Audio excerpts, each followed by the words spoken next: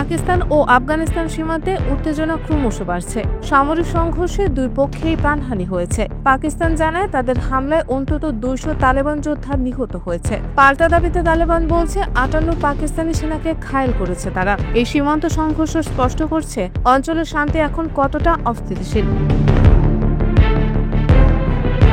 নতুন উত্তেজনার পেছনে রয়েছে তেহরিকে তালেবান পাকিস্তান এবং অন্যান্য সশস্ত্র গোষ্ঠী। পাকিস্তান দাবি করছে তালেবান এসব গোষ্ঠীকে আশ্রয় দিচ্ছে যারা সীমান্ত পেরিয়ে হামলা চালাচ্ছে। তবে তালেবান এই অভিযোগ অস্বীকার করেছে। বৃহস্পতিবার রাতে কাবুলে বিস্ফোরণ ও গুলির আওয়াজ শোনা যায়। তালেবান পাকিস্তানকে দায়ী করে পাল্টা হামলার হুঁশিয়ারি দিয়েছে।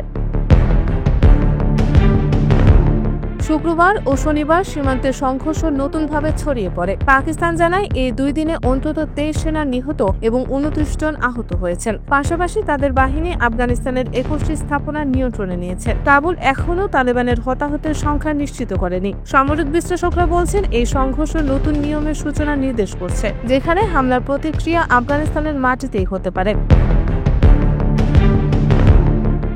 বিশ্লেষকরা মনে করছেন পাকিস্তান স্পষ্ট বার্তা দিচ্ছে, আফগানিস্তানে যে কোনো হামলা চালানো হলে তার জবাব আফগানিস্তানের মাটিতেই দেওয়া হবে। এটি ভারতের নরেন্দ্র মোদী সরকারের কৌশলের সঙ্গে তুলনীয়। কাশ্মীরে হামলার জন্য পাকিস্তানকে দায়ী করে একই ধরনের বার্তা দিয়েছিল দেশটি।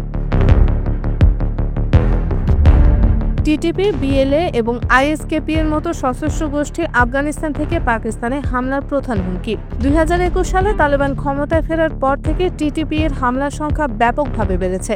রিপোর্ট অনুযায়ী 2025 সালে তাদের হামলার সংখ্যা 2024 সালের তুলনায় বেশি।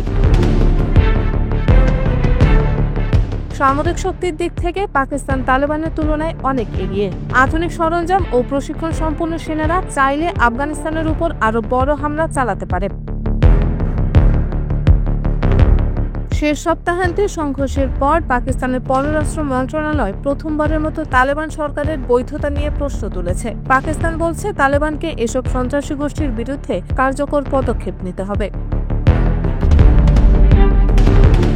বিশ্লেষকরা মনে করছেন পাকিস্তান আফগানিস্তানকে যদি টিটিপি বা অন্যান্য সন্ত্রাসী গোষ্ঠীর সঙ্গে সম্পর্ক রাখার সুযোগ দেয়, তবে তারা আফগানিস্তানকে হামলার মূল উৎস হিসেবে গণ্য করবে। এই নীতি পাকিস্তানের নতুন কৌশলকে প্রতিফলিত করছে, যা সীমান্তে আঘাত হানার সম্ভাবনা নিশ্চিত করে।